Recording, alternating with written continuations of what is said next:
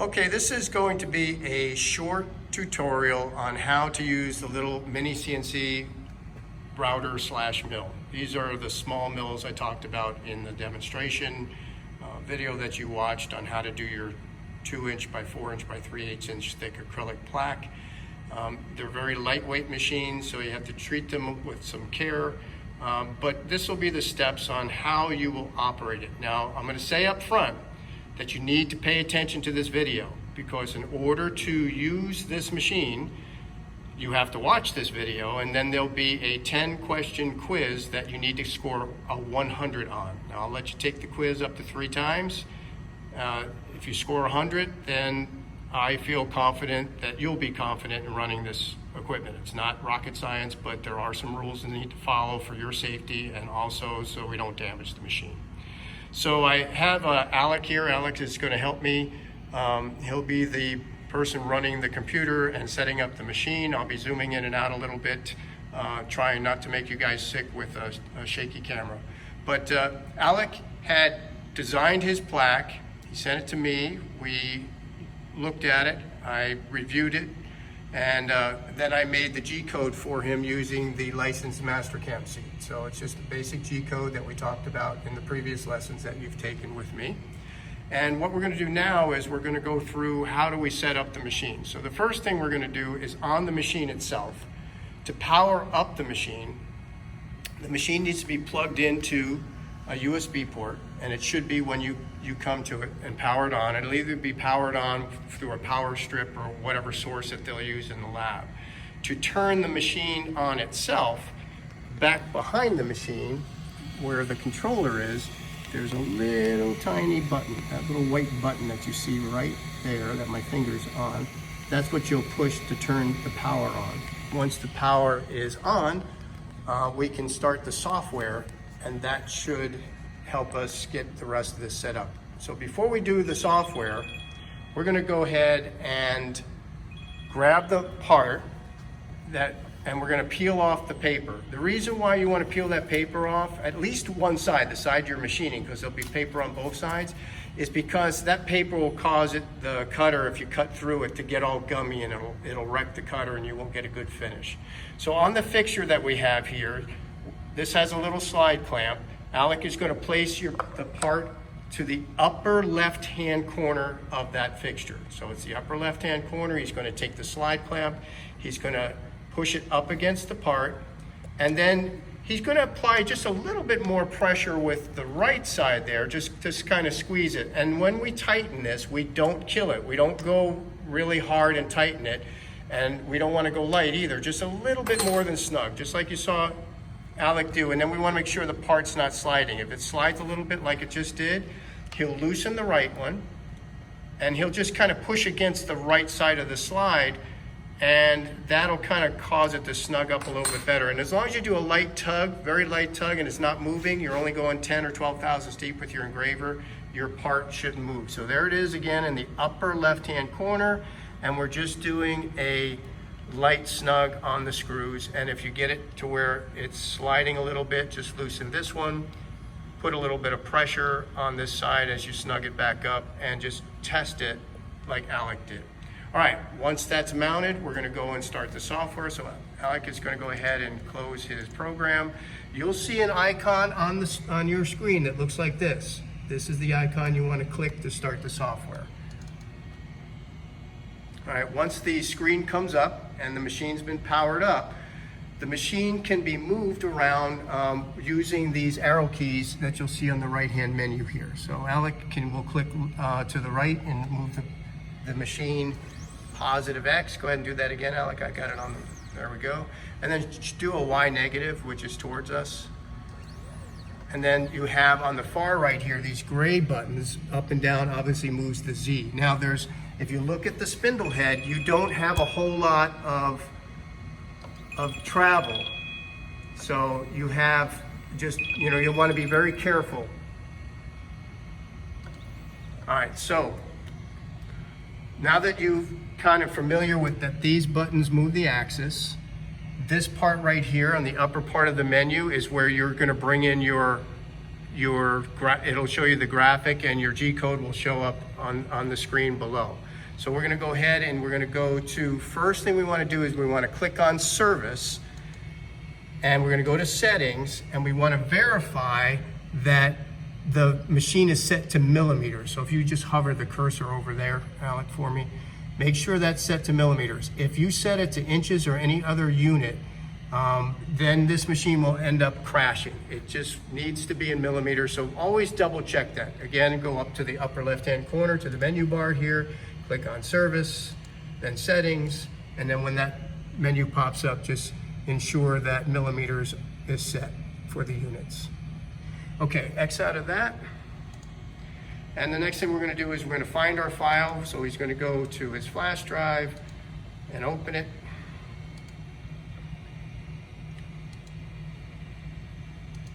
And you'll see the G code shows up here. Now this is also an editor, so you can scroll up and down, double click on the lines, make changes if you wish, even delete lines. So if you end up with an error in running your code, sometimes it's as simple as maybe it can't have coolant turned on, coolant codes and stuff like that. Notice here, the graphic also showed up, and you can tilt the screen. He's using his middle mouse wheel to tilt the screen. He can scroll in and out with his mouse wheel. And he can also set in the upper right-hand corner of the screen here, any particular view like top, front, and side. So once the program is loaded, you're gonna wanna test it just to make sure it's gonna work. And so to do that, at the bottom left-hand corner of the screen, we have something called check mode. When you click check mode on, and then we click over on the send button in the bottom of the screen there,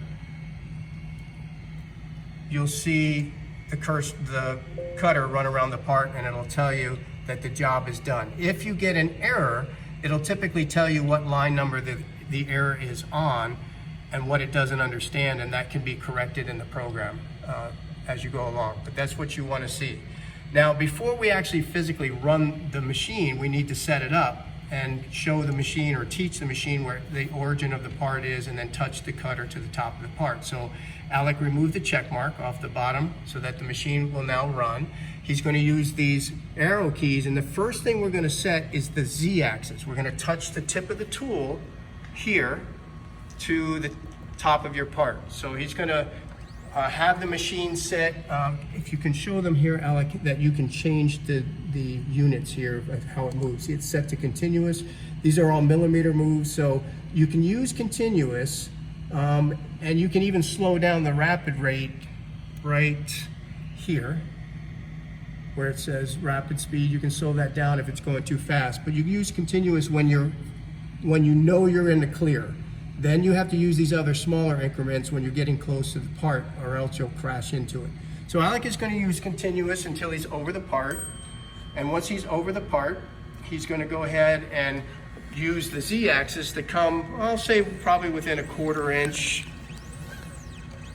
just a little bit less than 10 millimeters closer to the part surface. So he's coming down, and I know this is hard to see, so Alec, can you put the piece of paper underneath the cutter so they can kind of see how close they really are? There you are.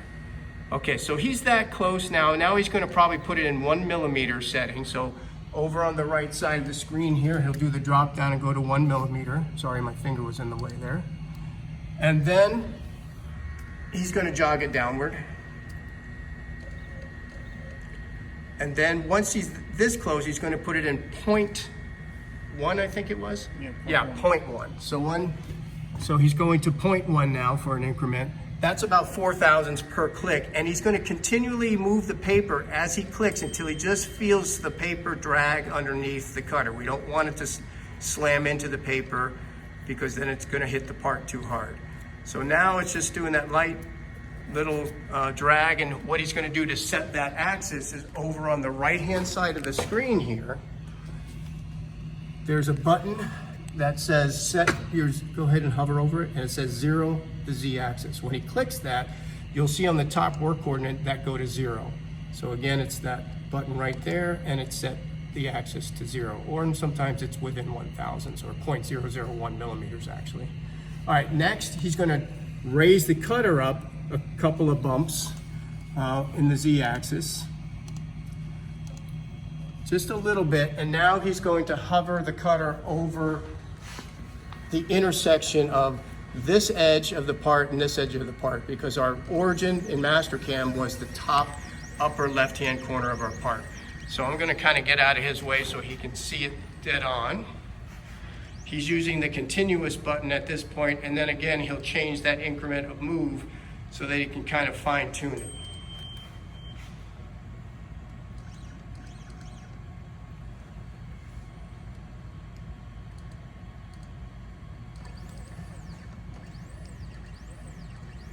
So once he has the X and the Y where he wants it,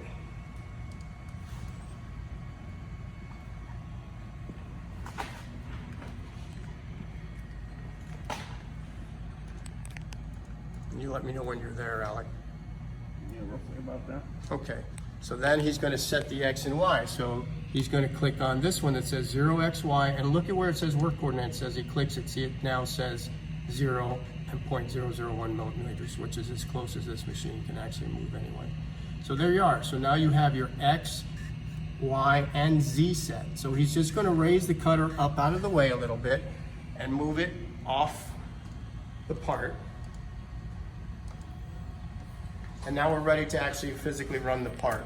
So to run the machine, you make sure you're out of check mode, out of the bottom, and then you're simply gonna click the send button. Now before you click send, if there's a problem, an emergency, you gotta pause the machine, you can click the pause button just to pause it, and then you can click the send button again and it will resume. But if it's, let's say you need to abort the program, you can see the key that says abort. Aborting it is like, as you're running it, I would actually have your mouse cursor over that, just in case there's an emergency, the cutter breaks or something like that. That could, or it goes haywire where you don't want it to go. That's how you'll abort the program. Lastly, make sure that you're wearing safety glasses, because even though these are tiny machines, it is still using a sharp cutter, so you want to be very, very careful with that. And just in case anything does break or snap, you want to be protected. So keep your fingers out of the way while the machine is running, because it's an open bed machine. And go ahead, Alec, you can press the send button. You'll see the spindle will start up, and it will come down and it will start machining his part.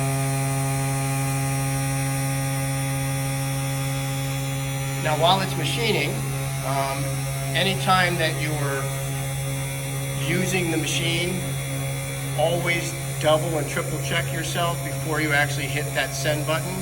You also have a brush here that's on the side that you can use to clear chips if you wish. Don't ever put your finger in the way of that cutter. And when you're all done with the machine, you're going to want to park the cutter in a safe place and clean the machine off. There should be a small vacuum in the room that you can vacuum all the chips up. The main thing is to follow all the safety rules and procedures, and then that way you'll be safe. So it's just now done cutting the border, and now it's going to move on to the name portion of the plaque, and then it'll go to the artwork that was brought in. So as you can see, the machine's not fast, but it is a nice machine. And as I said in previous videos, this is a great machine if you wanted to have it for yourself, because I've seen them as cheap as $150 on eBay and other selling sites. They are pretty well put together. You know, they have nice lead screws and bushings on them. They're pretty solidly built. They're not made for heavy duty cutting, but you can change the different cutters. So you can put in different size cutters, so you can put in different shape cutters as well. So you can do regular flat milling and slotting and contouring. It's great for plastics, soft metals such as brass, aluminum, and of course you don't want to do anything that's rubber or harder steels, because the machine's just not built for it. Anytime you're cutting, you want to do very light cuts and slow feed rates with it. The RPM that we're running on this one is about 5,000 RPM. I believe the spindle can peak out at 10,000. And also, when you buy these machines for $150, they come unassembled. So it takes you about an hour, hour and a half to put them all together and test them out. But it's really straightforward. They did a nice job documenting it. And if you pay, I think the ones that we bought came with toolkits. So they had multiple collets that came with it, and a a box of engraving tools and end mills.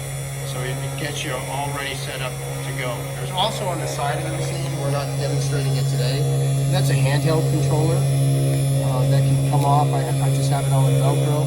That's so that you can actually control the machine manually, and you can even insert an SD card if you're not connected to a computer. If you have a program that you know works properly, you can use the SD card slot, load it in from there, and run it without the use of a desktop computer. We're almost done with the first gear. We've got one more gear to go, and this project will be done. On the screen, you'll see that it's scrolling. The purple line is the currently active line. It buffers as much as it can, and you'll see where it says OK on the right. That means the computer has checked that line and it sees it as a valid line. So it now completed the part.